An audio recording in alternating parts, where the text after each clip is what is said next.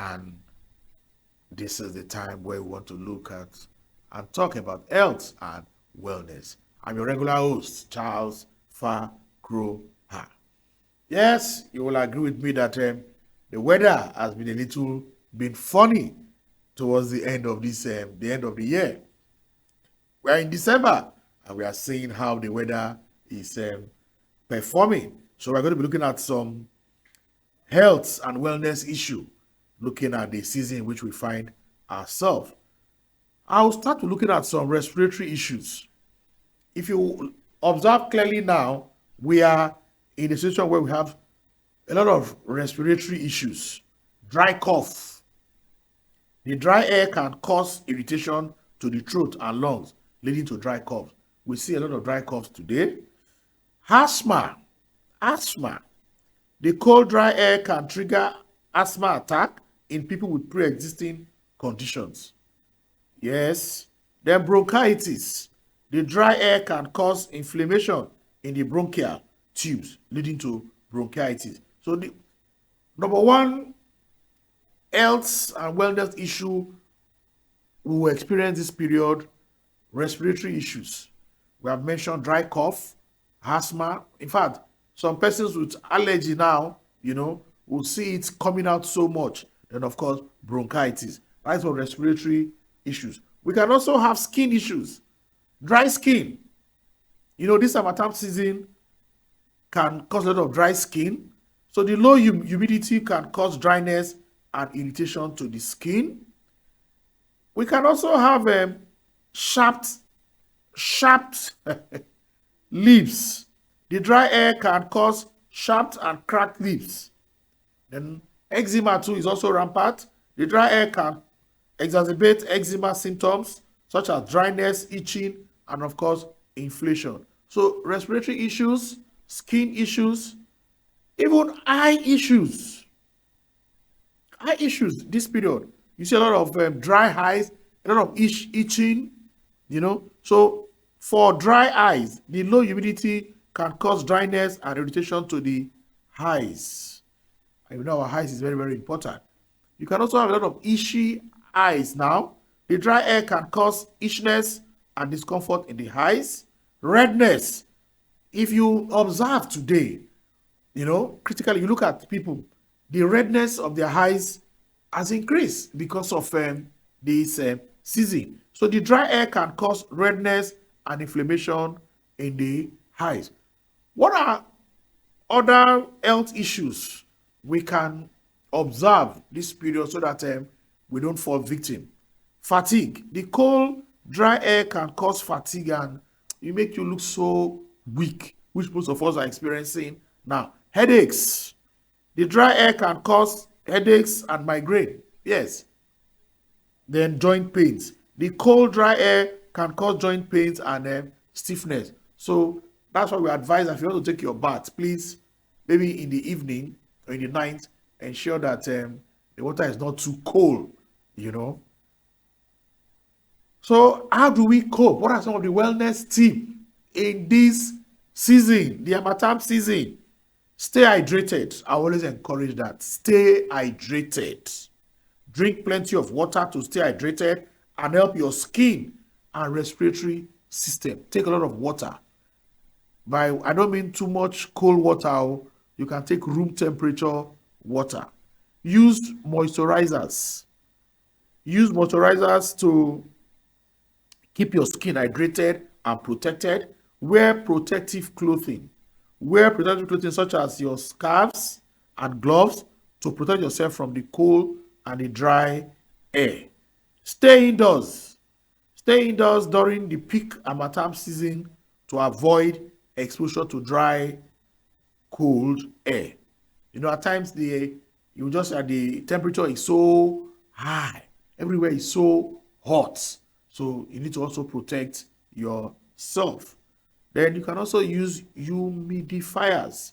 Use humidifiers to add moisture to air and help relieve respiratory issues. So those are some of the wellness tips. You can also use some strategy to cope, with the health challenges in this harmattan environment. Let's look at some of them. We have said for respiratory issues, you can wear face masks. Use face masks. You can stay indoors, drink plenty of water. That's for respiratory issues. Then for your health issues, we have said you can use gentle cleanser, avoid hot shower most of the time.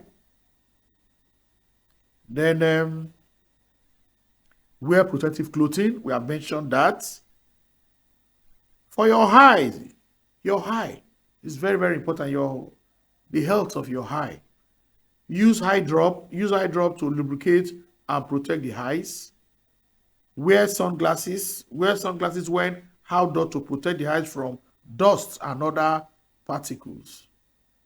Avoid rubbing your eyes. Stay hydrated also. Then for our general health, this period, our general health is very, very important. Stay hydrated. I'll keep mentioning that.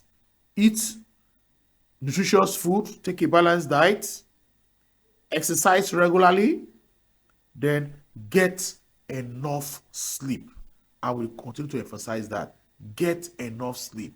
So for our general health, I have mentioned stay hydrated, drink plenty of water, warm herbal tea,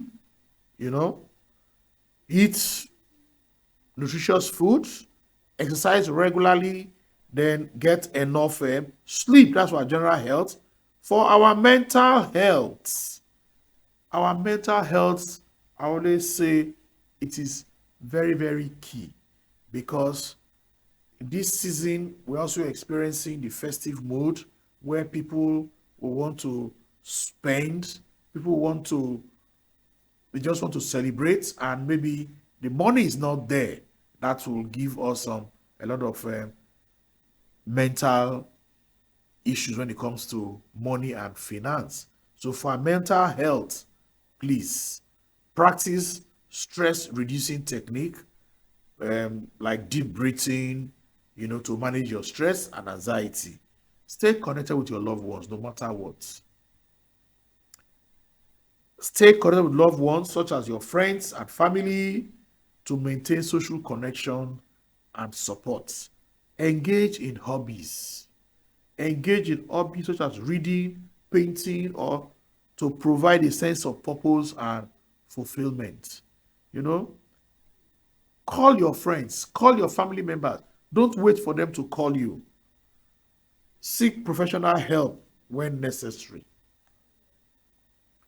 And please try to be content with what you already have. And I must commend some of the corporate organizations I have visited and I have seen that despite the harsh economic environment, they are still trying and managing to at least share some rice, groundnut oil to their staff, no matter how small. In fact, I was in a firm and I heard the personnel manager, human resource saying, please, all of you come and take your rice, at least 10 kilos, So for me, that is also something that would motivate the workers because at least they know that they have this rice, with vegetable to go and maybe prepare something to eat for this festive period. So please, your mental health is key. And if you cannot cope, please seek professional help.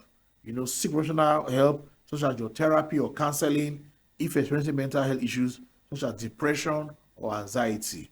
So as we move into the new year, we all believe that